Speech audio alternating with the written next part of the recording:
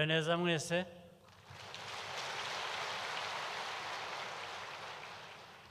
Nagira ngo mbashimire mwese abitabiriye umushyikirano. Nshimira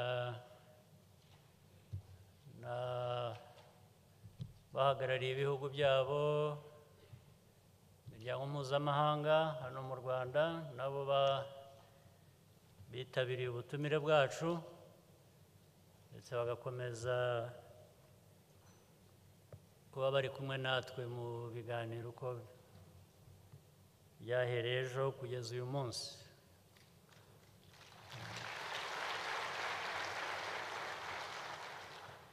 Sindi buvuge byinshi cyane ariko reka mvuge ngo iyi nama y'umushyikirano hari ibyaganiriwemo bifite ireme, bifite uburemere.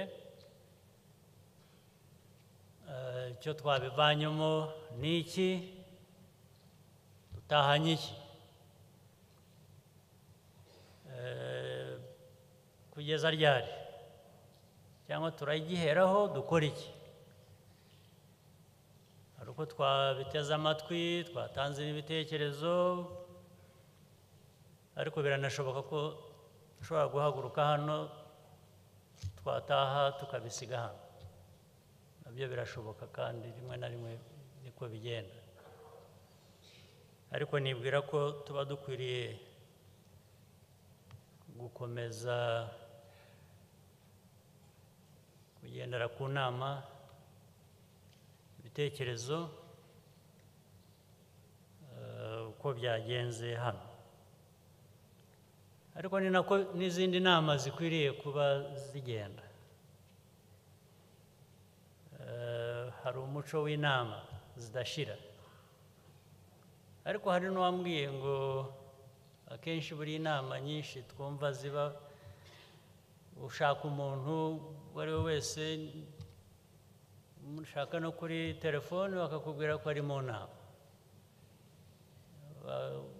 ukoze mu gitondo kongera ku mugoroba bakakubwira ko ari mu nama, umunsi wakurikira wakongera kumushaka bakakubwira ko ari mu nama. Inama ubanza ziruta umwanya w'ibikorwa. Umwanya w'inama uruta uw'ibikorwa, ndetse ni nayo mpamvu nkeka ko kenshi kwa gukurikirana, kwa kugira ngo urebe aho ibintu bigeze, umwanya wabyo ntuboneka, haboneka umwanya w'inama. Iteka ndanabaza ngo ariko izo nama ziganirwamo iki? Inama za buri mwanya, za buri munsi, inama zo zizaba zigomba kuba, ariko inama, ukoresha inama ugira ngo usuzume ibintu bitandukanye, kureba aho bigeze, kureba icyakongerwa mu bitekerezo byatanzwe ubushize, ariko hakaba n'inama noneho yo gusuzuma ibikorwa uko bikwiye kuba. Harimo kubona umwanya wundi wo kujya mu bikorwa noneho ubwawe cyangwa n'abandi uko bikwiye.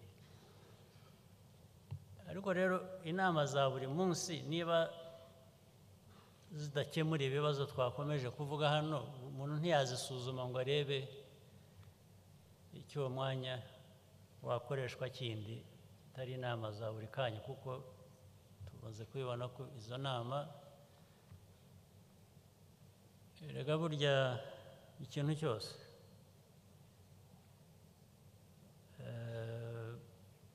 ni inama.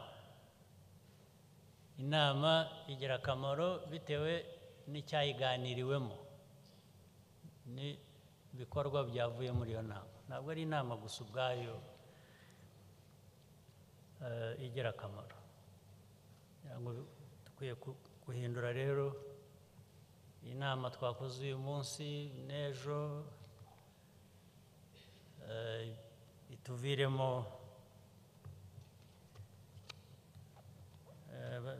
sinzi n'ururimi rwari rwo ikintu bita uruviri ni iki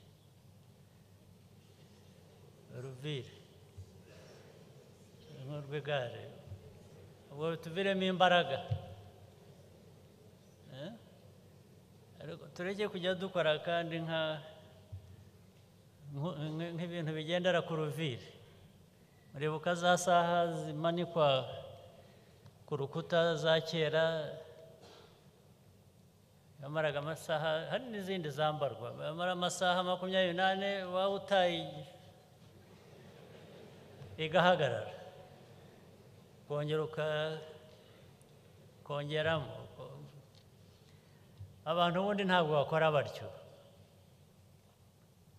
ntabwo bakenera uruviri rwa buri munsi rwa buri masaha 24 abantu barikoresha bikaba noneho nk'amasaha mashya automatic cyane cyane waba uri mu bikorwa kugenda bituma ubwabyo bitanga uruviri ngira ngo niko dukwiriye kujya dukora rwose ntabwo nirwa nsubiramo iby'uko twebwe n'intego zacu abanyarwanda ibyo twifuza kugeraho vuba twifuza kugeraho neza there should be that sense of urgency kwihuta kuvuga ngo turi inyuma iyo uri inyuma urihuta kugira ngo ugere aho abandi bageze ntabwo wagenda buhoro abakuri imbere bihuta ngo uzabagereho kandi sinibwira ko twishimiye gusigaye inyuma ikindi mu biganiro byatanzwe kare iby'umuryango nyarwanda umuryango wo mu rugo umuryango mugari nyarwanda twagiye tuvuga ibintu byinshi bavuze uburere bihera no ku abantu uko barerwa uko bafatwa uko bakurikiranwa uko bagaburirwa kugira ngo badatakaza ubuzima bwabo bakiri bato muri ya myaka ya mbere ibyo nabyo tubisubiyemo kenshi byari bikwiye kuba byumvikana ndabizi ko mubyumva ariko twahora tubisubiramo gusa akaba ari cyo tudakora ibyo tuzi cyangwa ibyo tubwirwa ibyo twigishwa dukwiriye kuba dukora kugira ngo ubuzima bw'abo bana bato tuvuga ni u Rwanda rw'ejo n'ejo bundi n'igihe kindi kizaza kujyaho rero ugakinisha ibintu nk'ibyo n'uburemere bwabyo bya bindi bivamo abana kugwingira bagatakaza igihe ndetse bagatakaza ireme ryabo bagatakaza n'ubuzima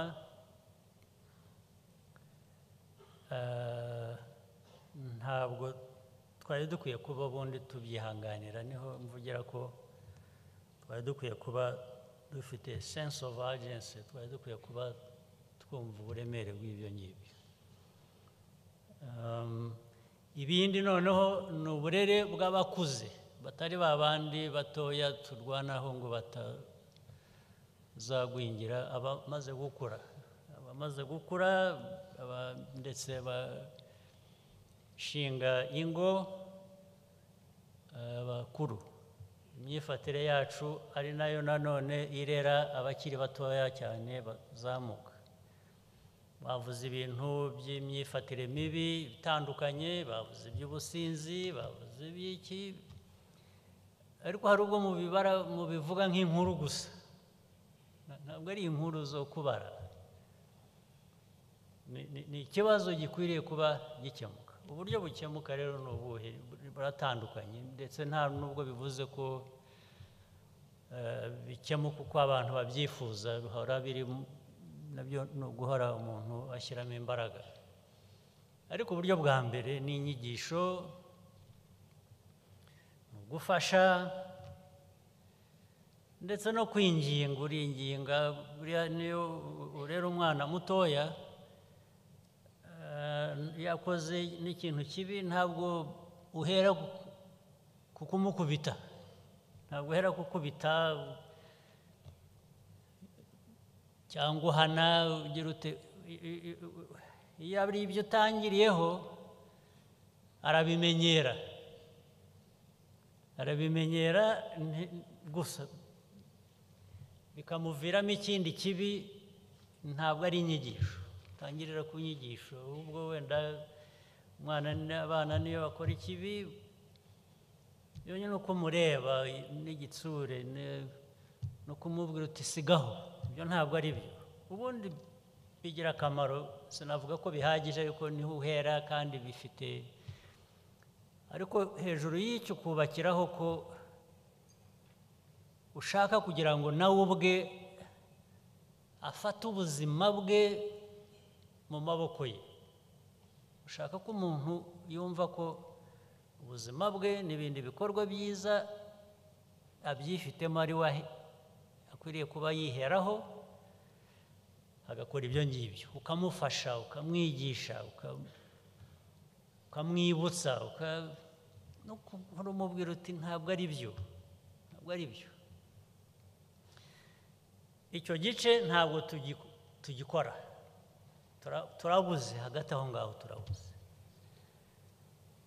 ni nabyo n'ejo navugaga no mu bakuru no muri twe no mu nzego za leta no mu mikorere no mu mikoranire harabuze umuntu kuba yabwira undi atari ku ibyo si byo gusa kubwira umuntu gusa uti ibyo ukora ntabwo ari byo ukaba wanamwereka impamvu atari byo abantu barabuze ahubwo umuntu abona undi abona ukora icyaha akirebera hirya cyangwa akamwihorera niba icyo cyaha gifite inyungu ni inyungu wenda y'igihe gito ubwo bikaba bivuze ngo ntumuvuga kugira ngo nawe ejo hatazagira ugucyaha nawe wabikoze ushaka za nyungu bikaba kumvikana mu cyaha ukaba mwumvikanye mu cyaha ariko abantu bakwiriye kubwira umuntu uti sigaho ntabwo ari byo ntabwo ariko bigenda birangiza biratwangiriza twese si umuntu umwe gusa byangiriza no ku bana rero bato mwavugaga banywa inzoga bitakigendera no ku myaka ugasanga abana b'imyaka 14 umwana w'imyaka 14 yagiye mu ibara yagiye mu kabari arasangira n'abasaza nkatwe nkamwe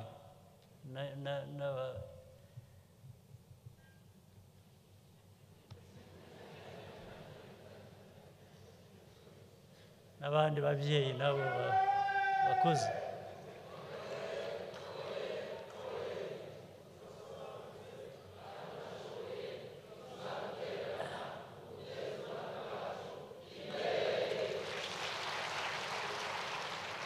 ugasanga ababyeyi abagore abagabo abasaza abakecuru bicaye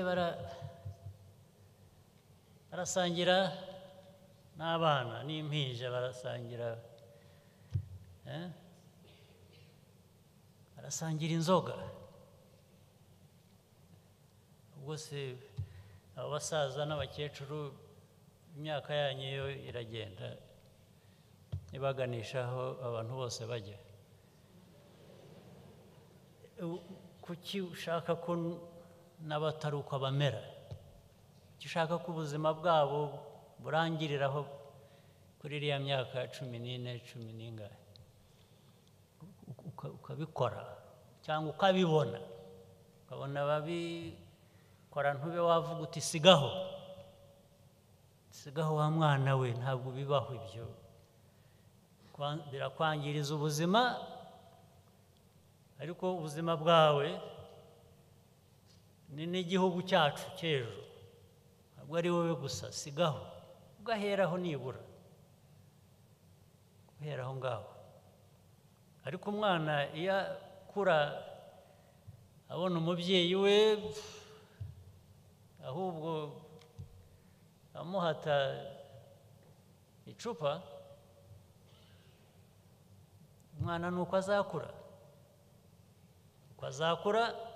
nuko azakurana na bagenzi be, nuko azakuza abe igihe nawe azaba afite abe akwiye kubarira.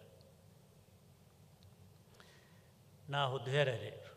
Aha kabiri y'ibyo byananiranye, hakwiye kubaho uburyo bw'amategeko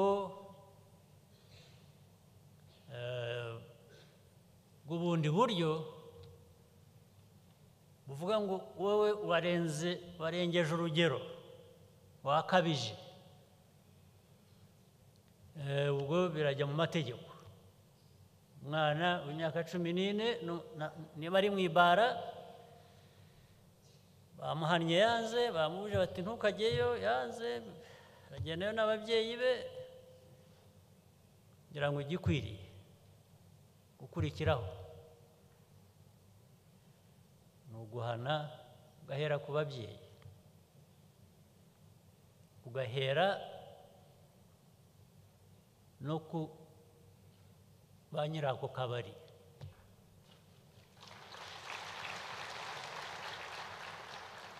Bakabibazwa, hakagira uburyo babibazwa. Wemereye umwana ute kwinjira hano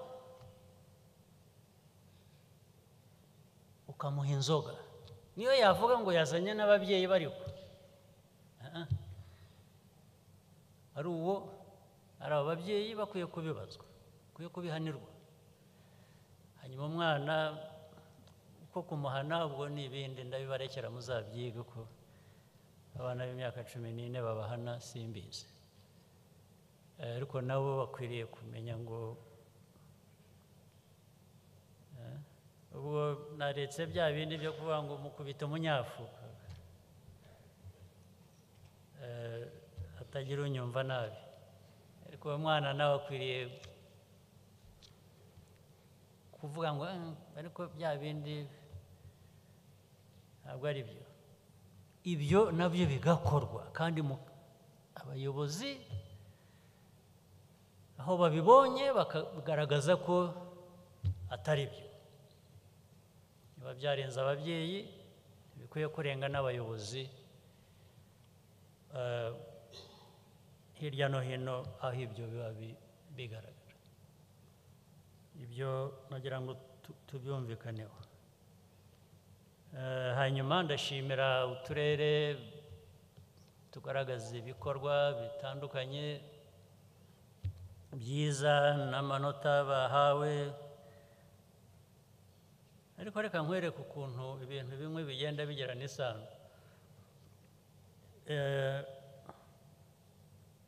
Nahoze numva uko basomaga amazina. Burera niyo yabaye iya mbere uhereye hasi, uhereye inyuma. Buriya hagomba kuba hari impamvu muri ranking, muri urutonde rw'abantu uko bakurikirana, abantu bige n'impamvu zibitera gutyo. Impamvu nkeka ya mbere muri Burera hariyo kanyanga nyinshi. Muzabikurikirane mumbwire ko atari byo.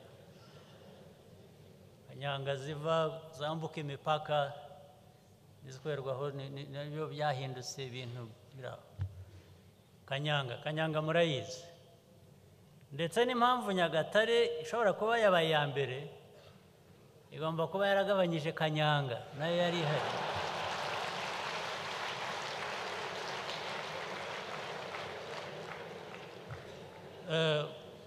kuko naho yari hari nyinshi cyane, ndetse icyo gihe yari hari nyinshi cyane uko mbyibuka.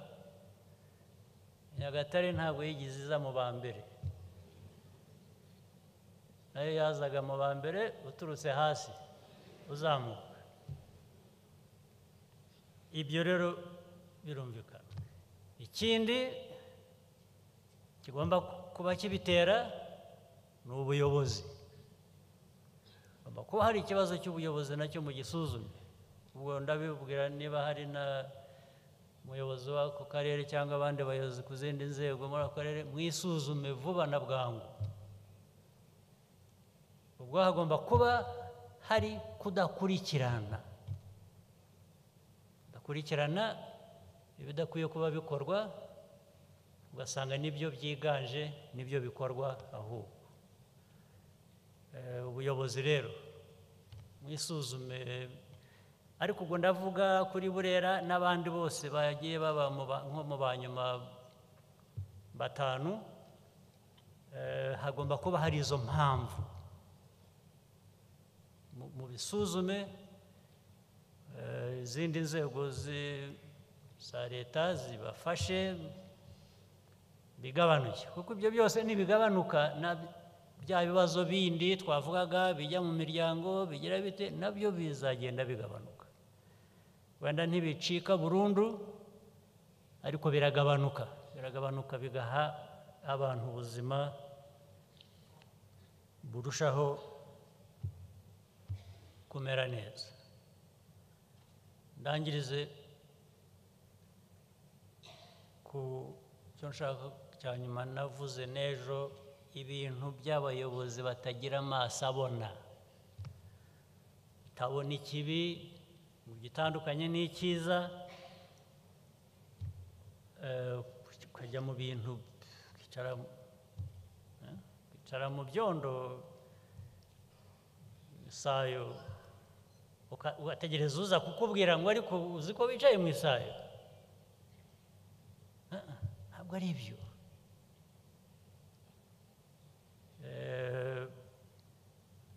Ubwo njya mbona ngenda nirwa ndwana na ba meyazi rimwe na rimwe, abo nahuye nabo, wagenda gusa ugasanga ukabona umwanda uri ku nzira, hari n'abantu bahagaze aho ngaho. Abaza ariko ko twihaye intego yo gusukura, ntabwo ari ugusukura hanze gusa, imihanda, ingo cyangwa iki, natwe ubwacu. Umwanda, hari ibishobora kudukiza umwanda. Umwanda n'ubukene biratandukanye. Ntabwo bivuze ko iyo uri umukene ugomba kugira umwanda.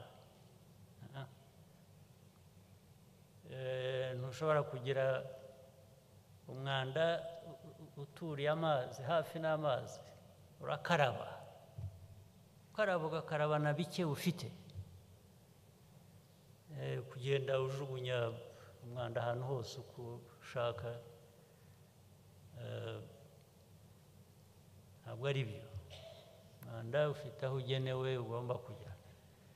Ugasanga abantu baragenda aho hose, atari n'abahatuye gusa ariko n'abahanyuze bahagenda ntibabibone. Amaso abona ikibi ukagitandukanya n'icyiza birakenewe. Ntabwo iyo utabona ugira amaso akwereka ibibi cyangwa ibyiza ngo ushobore kubitandukanya, ntaho dushobora kugera. Kubibona ariko kubifatira ingamba, kugira ibikorwa ukora kugira ngo uhangane n'icyo kibi wabonye. Ntabwo ari ukubona ikibi gusa, wanakibonye ngo ukihorere ukirekere aho ngaho, ugisigire undi. Ni wowe kireba muri ako kanya mbere y'uko kireba undi. Hanyuma ibisigaye rero ni ugukorana, gukorera hamwe, kuzuzanya, kuko ntabwo igihugu cyatezwa imbere n'umuntu umwe n'undi na babiri gusa. Kigomba kugira abantu, critical mass y'abantu, bahagije babyumva, babikorera, babishaka. Ibyo bikagenda bizamuka mibare no mu bikorwa. Reka ndekeraho kuyavuga si ukuyamara, nta nubwo bizambuza kubisubiramo, ariko buri nama twagize nk'iyi igiye igira ikituviramo kiduteza intambwe dutera imbere. Murakoze cyane, mugire ubuzima bwiza.